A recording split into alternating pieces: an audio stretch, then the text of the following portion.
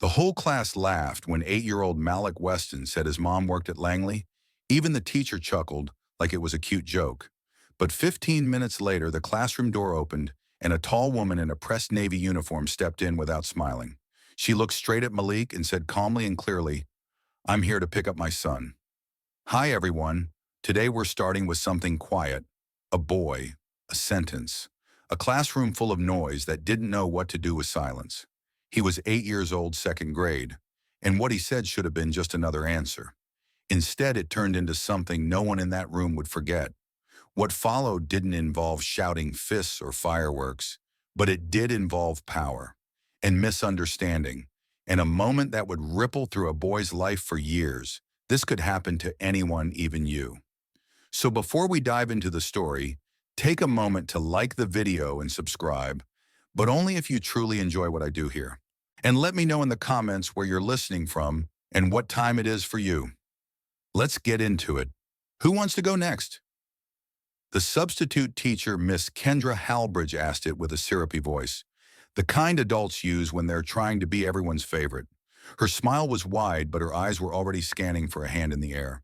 The class, a tidy mix of second graders at Maplewood Elementary in Norfolk, Virginia, was more than willing to share. It was career week, and the assignment was simple. Tell us what your parents do. "My dad's a dentist," shouted one boy proudly. "My mom owns a bakery," chirped a girl near the front. Another student bragged that his mom had 2 million followers on TikTok. That one got some ooze. The noise swirled in happy chaos, until her gaze landed on someone who hadn't raised his hand. Malik Weston. He was small for his age, all knobby knees and quiet glances, with skin the color of roasted chestnuts and eyes that didn't dart around like the others. Instead, his eyes settled calm, observing. He never talked just to fill silence. And today, like always, he hadn't volunteered. Still, Miss Halbridge tilted her head like she was looking at a curious painting. "Malik," she asked, "would you like to share what your mom does?" The room stilled, not because anyone cared deeply about Malik, but because he was the wild card.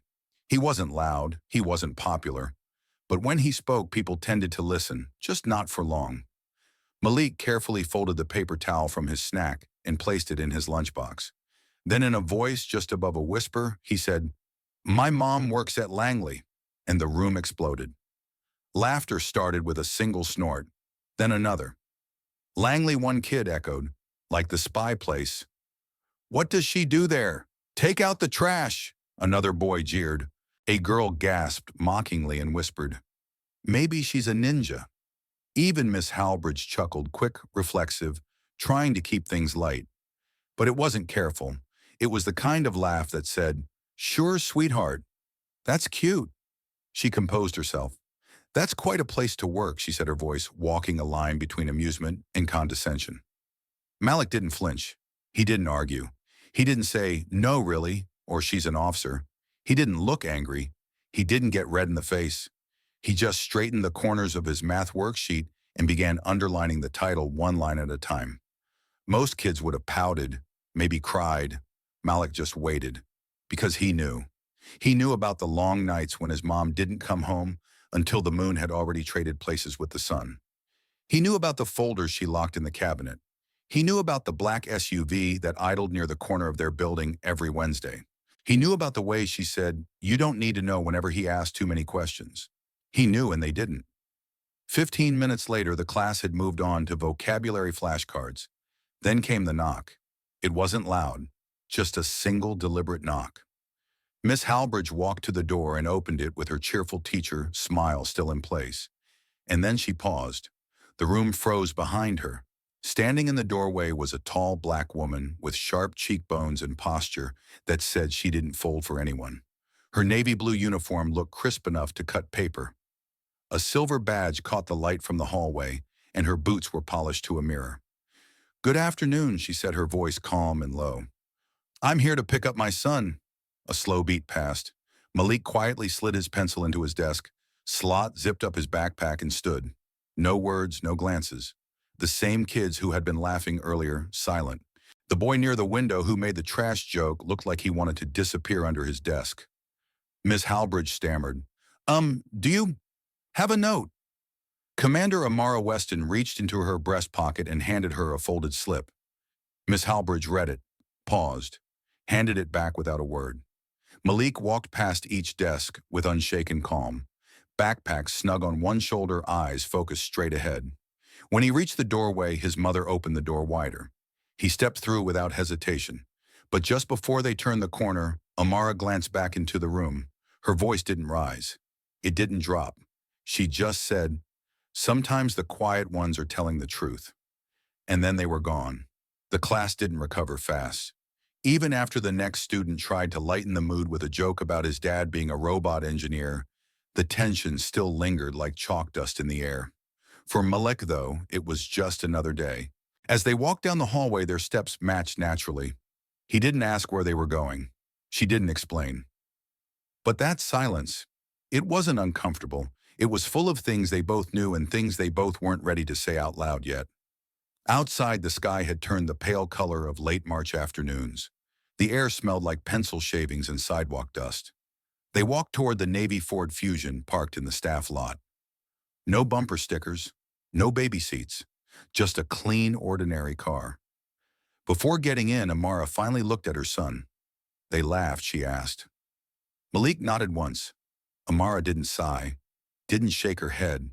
She just looked forward again and said, "But you told the truth, yes," Malik said. "Then that's all that matters." And they pulled away from the school, leaving behind the jokes, the whispers, and the faces that wouldn't forget what they'd just seen. The ride home was quiet, just the way Malik liked it. The low hum of the engine and the soft turn of tires on pavement made a rhythm that helped him think. He sat in the back seat even though he didn't have to. Amara never made him, but something about sitting behind her felt right. It let her lead, and it gave him space to notice things, like how she always checked the mirrors 3 times before changing lanes, or how her phone, even when it buzzed, never showed names, just numbers. When they pulled into the apartment complex, Malik unbuckled his seatbelt and waited for her to shut the engine off before opening his door. Their unit was on the 3rd floor of a beige brick building that didn't look like much from the outside. But inside was a world built on quiet rules and tight routines. Shoes came off at the door, bags were placed by the hall bench. No running, no shouting, and never ever open the office door without knocking. Amara unlocked the front door with 2 swift motions, checked the peephole behind them, and stepped inside first. Malik followed, sliding off his sneakers and placing them neatly beside hers. The apartment always smelled faintly of lemon cleaner and coffee, and today was no different, except the silence inside was heavier than usual.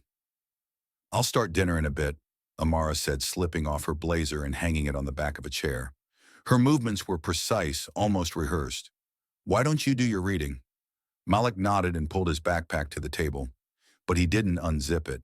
Not yet. He was watching her. "Are you okay?" he asked softly. Amara paused, her hand halfway to a cupboard. She didn't answer right away. "I'm fine," she said finally, but her tone held something underneath. Something Malik couldn't name but could definitely feel. He didn't push. That was one of the quiet rules, too. If she didn't want to say more, he didn't ask. But that night, the rules shifted. It was after dinner, rice, baked chicken, and steamed carrots, and Malik was pretending to work on his spelling list at the kitchen table. Across the apartment, the office door was closed as always. But tonight, voices drifted through. Male voices. Low. Urgent. He didn't mean to listen, not at first. But when he heard the name Langley spoken in a clipped tone, his pencil stilled in his hand. "I told you we don't have time," one voice said. It was sharper than the others. "The breach is already active. If she's the leak, we need to pull her now." A second voice replied, calmer but firmer. "She's not the leak, but someone close is." Then Amara's voice cut through, steady, quiet, dangerous. "You think I don't know what's going on in my own division?" The voices dipped lower. A few minutes passed in silence. Then the office door opened. Malik didn't look up fast enough. His mom was already halfway across the room. "Bed," she said gently. "I'll come tuck you in." He stood, not arguing. But as he passed the office, he caught a glimpse, 2 men in dark suits still standing inside. One bald, one with glasses. Neither looked like they smiled very often. In bed, Malik stared at the ceiling, while Amara pulled the blanket over him. "Mom," he whispered. She paused. "Yes, who were those men?" Amara didn't lie. Not fully, but she didn't tell the whole truth either. "Friends from work." Malik turned his head. "Are you in trouble?" That pause, barely a second, said everything. "No," she said. "But someone wants me to be?" He stared at her, waiting. Finally, she sat on the edge of the bed and ran a hand across her face. That was when he knew something had changed. "There's a situation," she said softly. "Someone is leaking information, classified data, and it looks like me. But it's not you. No. But proving that, it's not simple. Why not just tell the truth?" Amara looked at him, then really looked. "Because the truth isn't always what people want. Sometimes it's what they're afraid of." Malik tried to understand. His brain pulled pieces together like a puzzle, but too many pieces were missing. "Will they take you away?" "No," she said quickly, then added, "Not if I move first." He didn't know what that meant, but he nodded anyway. "Go to sleep, Malik. I'll handle it." He closed his eyes even though sleep felt impossible. Her words looped in his head like a whisper he couldn't shake. The next day, school felt different. He walked the halls like someone wearing invisible armor. People looked, but no one spoke. In the cafeteria, he sat alone. Jace, his usual lunch buddy, waved from across the room, but didn't come over. Malik didn't blame him. He knew how it worked. Quiet kids made people nervous. Quiet kids who said strange things even more so. At recess, he sat under the tree by the fence, tracing a line in the dirt with a stick. "Hey," a voice said behind him. It was Omar, a fifth grader, who always smelled like candy and trouble. "That lady yesterday, your mom," Omar asked, hands in his pockets. Malik didn't answer. "She's like a general or something." Malik still didn't speak. Omar sat beside him anyway. "My cousin says Langley's where all the spies are. Like CIA stuff." He paused for effect. "You know what?" I think Malik turned his head slightly. "I think she's in big trouble. Like FBI watch list kind of trouble." Malik blinked. Omar leaned closer, whispering, "You better watch out, man. People who know too much, they don't always stay around." And just like that, he walked away, leaving Malik staring at the dirt heart, pounding faster than it should have. That night, Amara didn't cook. There was takeout on the counter when he got home, no explanations. She was on the phone speaking in code, her back to him. Red line confirmed. Payload intercepted. Escalation likely. When she hung up, she turned to find Malik watching. She didn't smile. She didn't flinch. Instead, she walked over, crouched beside him, and said, "Someone inside is feeding information to the wrong people. And they're trying to make it look like I'm the one doing it." "Why you?" Malik whispered. "Because I'm good at what I do. Because I see things others don't. And because someone's afraid I'll expose them." He swallowed. "What happens if they believe it's you? I lose everything. Even me." She touched his shoulder. "Never you. But I need you to be smart. To say nothing. Not to your teachers. Not to your friends. Not even Ms. Tran." Malik nodded, slowly, because he understood what it meant to carry something too heavy for words. That night, after she closed his door and the hallway light dimmed, he didn't sleep. He listened and waited, because something was coming, and whatever it was getting closer. The next morning, the light outside Malik's window was thin and pale, like it hadn't decided if it wanted to be day yet. He stared at the ceiling, already dressed, already packed. At school, no one said it out loud, but something had shifted. He could feel it in the way kids looked at him, not curious, not friendly, but uncertain. Like he was a question with no clear answer. In the hallway before class, he heard it. "That's the kid whose mom's in trouble. Didn't she get, like, arrested or something?" "No, my cousin said she's a spy. Like a real one. With codes and secret missions." Malik kept walking. He didn't slow down, didn't speed up. Just kept his head level, his hands in his pockets. By lunchtime, the distance between him and the rest of the world had grown wider. Kids who used to wave now looked away. Some still whispered, some stared outright. He sat alone at the far corner of the cafeteria. PB&J, apple slices, half a granola bar, all arranged in perfect order on his tray. That's when it happened. A carton of grape juice flew across the table and splattered against his lunchbox. "Oh, sorry," said a fifth-grade boy with a grin and no apology in his eyes. Malik looked down at the purple stains spreading across the front of his shirt. He didn't cry. He didn't yell. He just stood, walked to the lunch aide and asked for paper towels. She bent down and looked into his eyes. "Do you want to call home?" "No," he said. "It's just juice." After lunch, his teacher, Mrs. Dawson, asked if he wanted to talk. "I'm fine," he replied, but he wasn't, because Malik had started to notice something at home too. His mom wasn't sleeping much. The kitchen light stayed on past midnight. He caught glimpses of her standing in the hallway with her phone in one hand and a folder in the other, lips moving, but no sound. The office door stayed open a crack longer than usual now. Sometimes he'd pass by and see new folders, black unmarked, thicker than the ones before. Once he saw her staring out the window, arms crossed, mouth tight, watching a car idling in the lot across the street. "Everything okay?" he'd asked. She didn't turn. "Go brush your teeth." Even Miss Tran, their neighbor, had asked if everything was all right. Amara had thanked her and said it was just work stress. Malik knew better. Then came the knock. It was a Thursday, just past 8 p.m. The knock didn't come from the front door, it came from the back exit of their building. Sharp, deliberate. Amara stiffened where she stood. "Stay here," she told Malik. But he didn't. He followed quietly until he could see from the hallway. Two men in dark jackets stood just outside the back stairwell. One held a clipboard, the other wore a patch military police. Commander Weston, the man with the clipboard, said, "You're being requested at Naval Station Norfolk. High priority. Immediate review." Amara didn't look surprised. "Just tired." "My son," she said, glancing back toward the hall. "He can't stay here alone," the other man said. "We can contact Child Protective Services." "No," Amara cut in sharply. "He'll stay with Ms. Tran." She turned and walked down the hallway. Malik had already put on his shoes. She didn't ask how he knew. She just handed him his jacket. No words, no panic, just movement. They walked next door and Amara knocked. Ms. Tran opened the door in her robe. "Trouble temporary," Amara said. "Can he stay here tonight?" "Of course." Malik stepped inside. Ms. Tran gave his shoulder a squeeze. Amara crouched down, eye level. "Z, listen to me. You're safe. I'll be back soon." He looked into her eyes. "Are you sure?" She nodded. "As sure as I need to be." Then she stood, turned, and walked back into the night with the two men. The door closed behind her. Malik stood by the window in Ms. Tran's living room for a long time. He watched the sedan pull away, its taillights glowing briefly before they disappeared into the dark. That night he couldn't sleep. Ms. Tran made him tea and turned on an old black and white movie. But he didn't watch it. He stared at the carpet, at the clock, at the door, waiting. But Amara didn't come back. Not that night. Not the next morning. Not even by sunset the next day.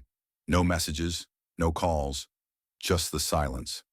Ms. Tran didn't ask many questions, which Malik appreciated.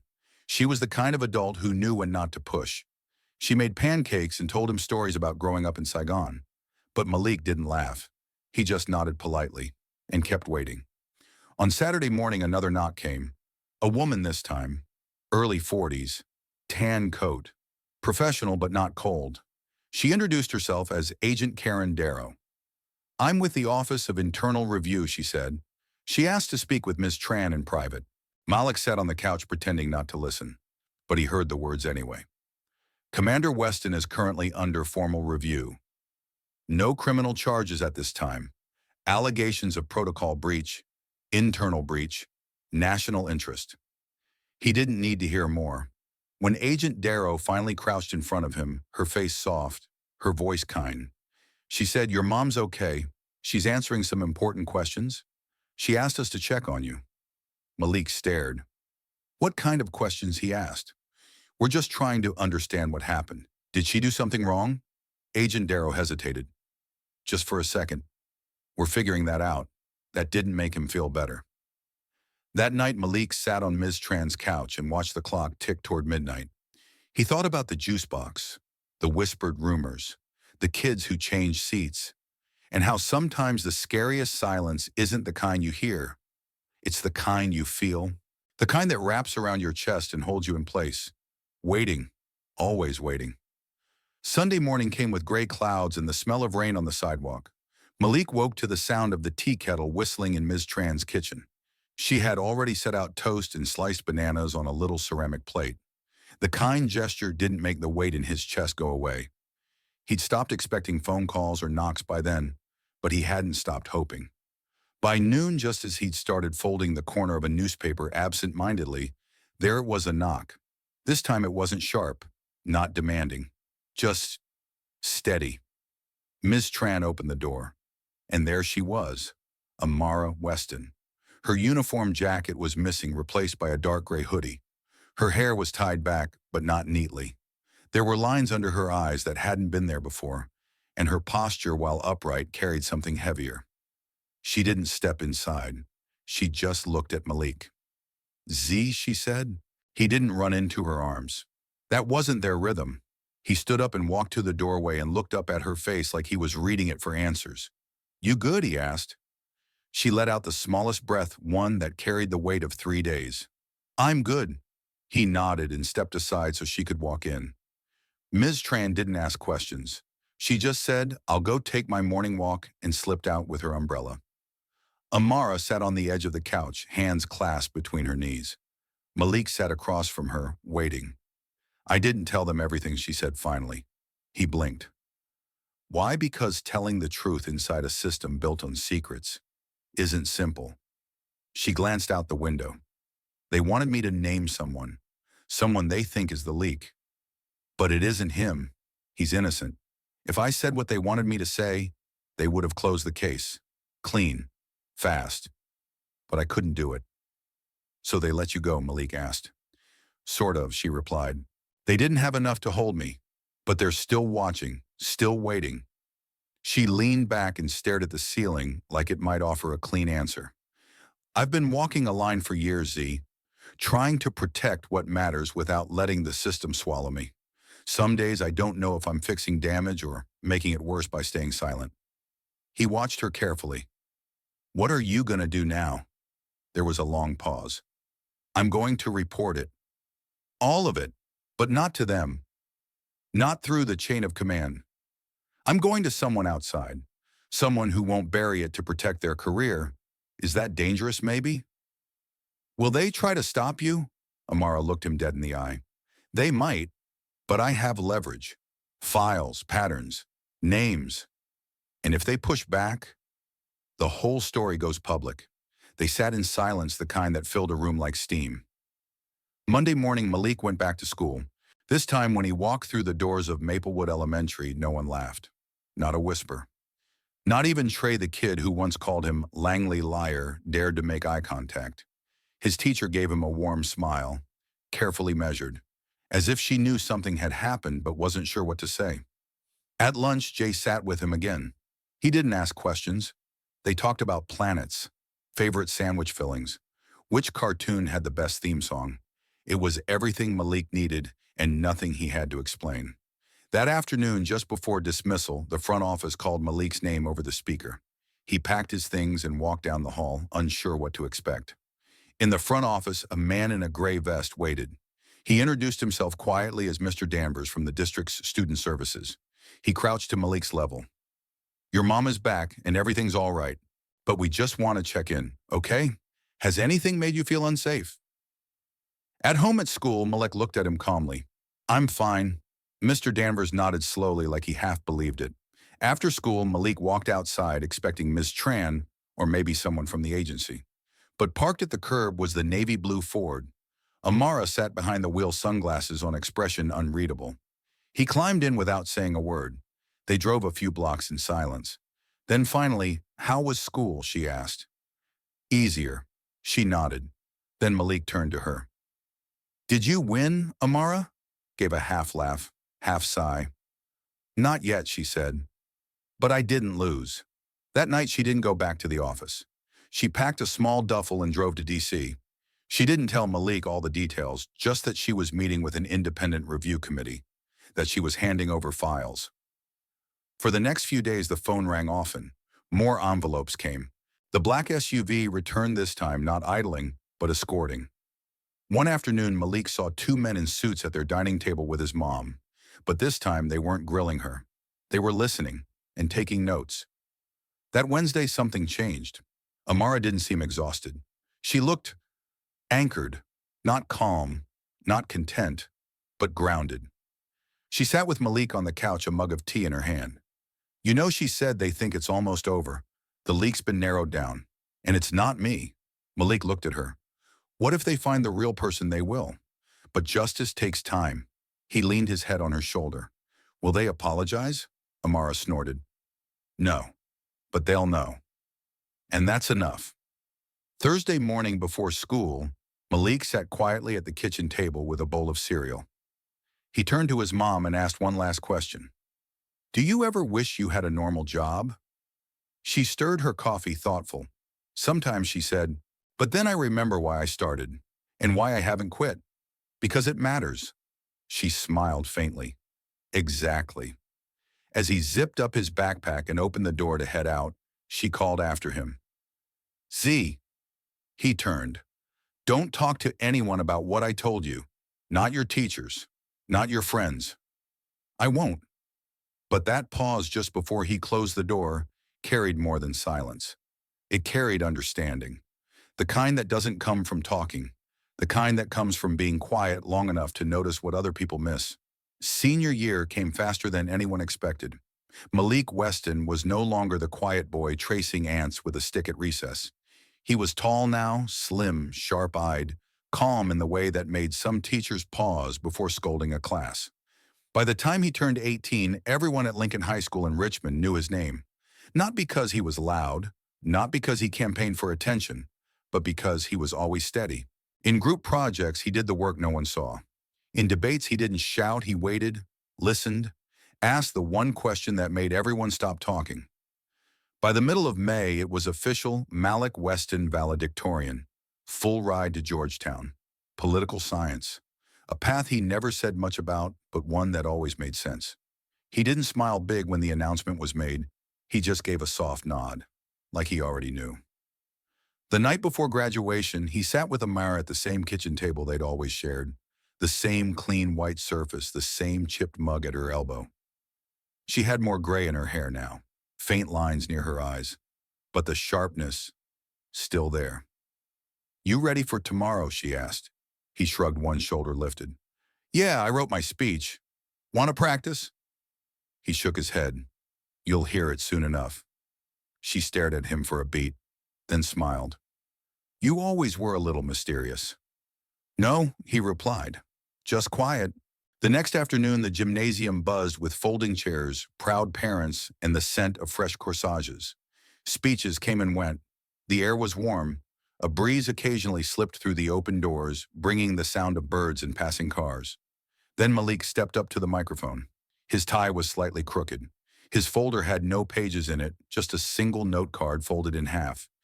He looked out across the crowd, his classmates, their families, his teachers. Somewhere near the front row, Amara sat in a navy blue dress with her arms crossed and her gaze steady. He didn't speak right away. He let the silence stretch, not awkwardly, purposefully. Then when I was 8, Malik began. I told my class that my mom worked at Langley. A faint ripple moved through the crowd. Some of them laughed. Some whispered. Even the teacher gave me that smile, the one adults use when they think they're being kind but aren't listening. He paused, hands resting lightly on the podium. I didn't argue. I didn't cry. I just sat down. Because I knew the truth. He glanced down, then back up again.